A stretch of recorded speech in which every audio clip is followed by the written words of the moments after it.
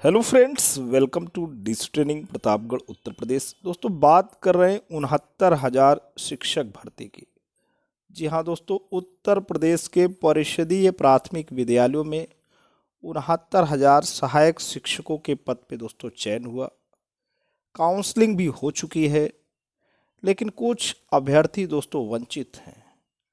वे अभ्यर्थी कौन हैं दोस्तों? वो अभ्यर्थी हैं जिनके डॉक्यूमेंट्स में, रिकॉर्ड में, जो एजुकेशनल रिकॉर्ड्स है उसमें किसी भी प्रकार का फेरबदल है, किसी भी प्रकार का चेंज है, किसी भी प्रकार का परिवर्तन है, और वो परिवर्तन जो काउंसलिंग की जो कमेटी है दोस्तों उसे स्वीकार नहीं है।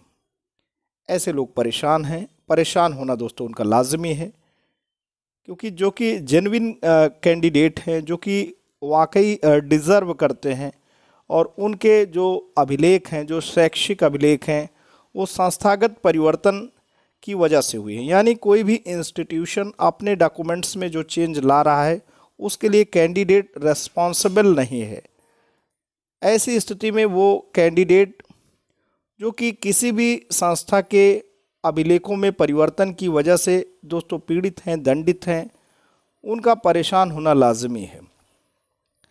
अब बेसिक शिक्षा की अपर मुख्य सचिव श्रीमती रेणुका कुमार ने ऐसे कैंडिडेट्स को राहत दिया है जिनके शैक्षिक अभिलेखों में जो परिवर्तन हुआ है, जो परिवर्तन दृष्टिगोचर हुआ है, वो संस्थाओं के परिवर्तन की वजह से, यानी कैंडिडेट का उसमें कोई रोल नहीं रहा।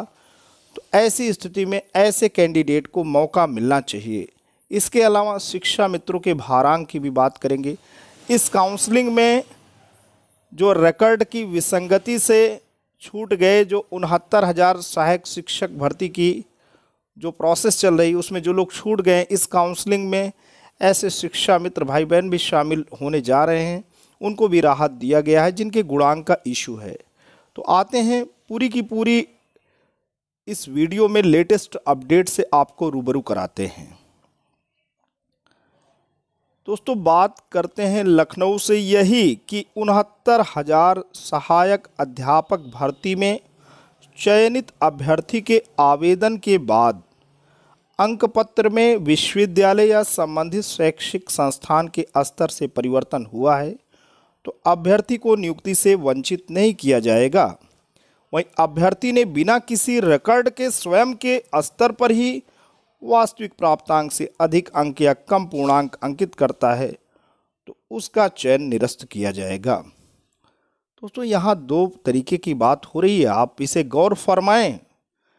अगर कोई संस्थाएं परिवर्तन कर रही हैं जिसमें व्यक्ति का रोल नहीं है, तो ऐसे जो अभ्यर्थी हैं उन्हें काउंसलिंग का मौका मिलेगा।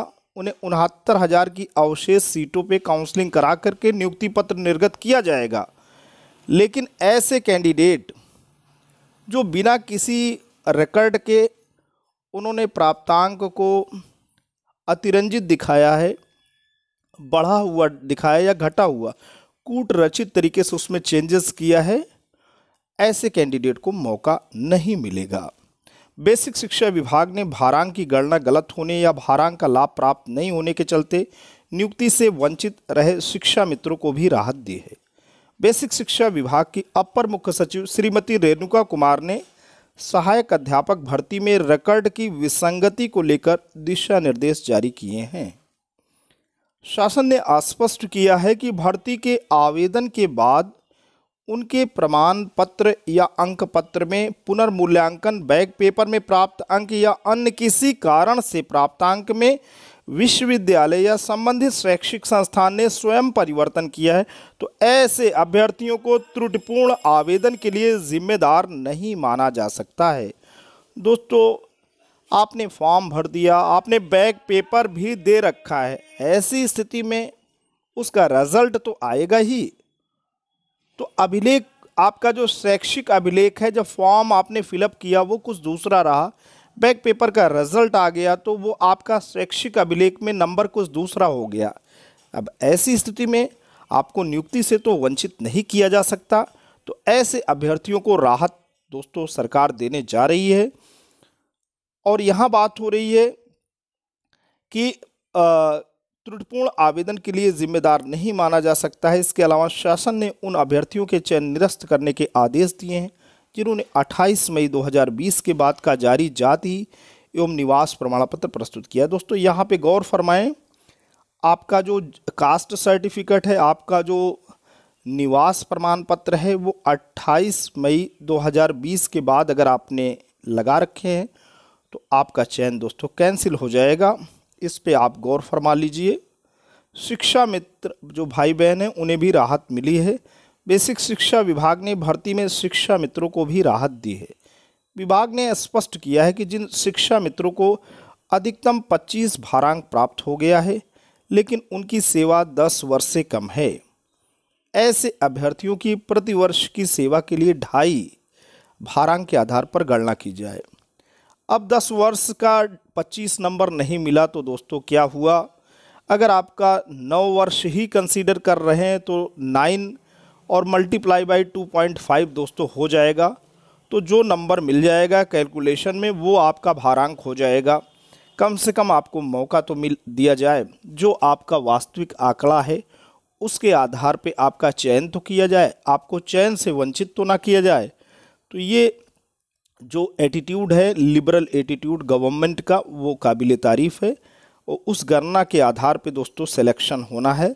शिक्षा मित्र अभ्यर्थी के वास्तविक भारांक की गणना करने पर यदि संबंधित अभ्यर्थी का गुणांक संबंधित जिले में उनकी श्रेणी में अंतिम चयनित अभ्यर्थी के गुणांक से अधिक है तो उन्हें नियुक्ति पत्र जारी किया जाए। भाई गणना किया गया और आपका जो लास्ट कैंडिडेट है उसका जो गुणांक है उससे आपका ज़्यादा आ गया, तो ऐसी स्थिति में जिस जनपद के लिए आपने आवेदन किया है वहाँ पे क्या हो, वहाँ पे उनका सिलेक्शन होना चाहिए। यदि गुणांक अंतिम चयनित अभ्यर्थी से कम है तो उनका प्रस्ताव शासन को भेजने के निर्देश दिए गए हैं।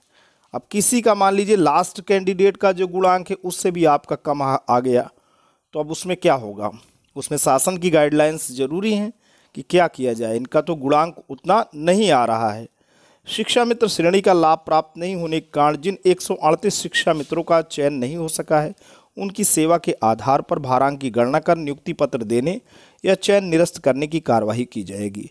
जिन शिक्षा मित्रों के भारांक की गणना करने के बाद गुणांक या संबंधित श्रेणी में चयनित अंतिम अभ्यर्थी के गुणांक से अधिक है तो उनके चयन और जिला आवंटन के लिए स्कूल शिक्षा महानिदेशक की ओर से शासन को प्रस्ताव भेजा जाएगा। शिक्षा मित्र का गुणांक उनकी श्रेणी के अंतिम चयनित अभ्यर्थी से कम है तो उनका चयन निरस्त कर दिया जाएगा। तो दोस्तों ये रही लेटेस्ट अपडेट्स।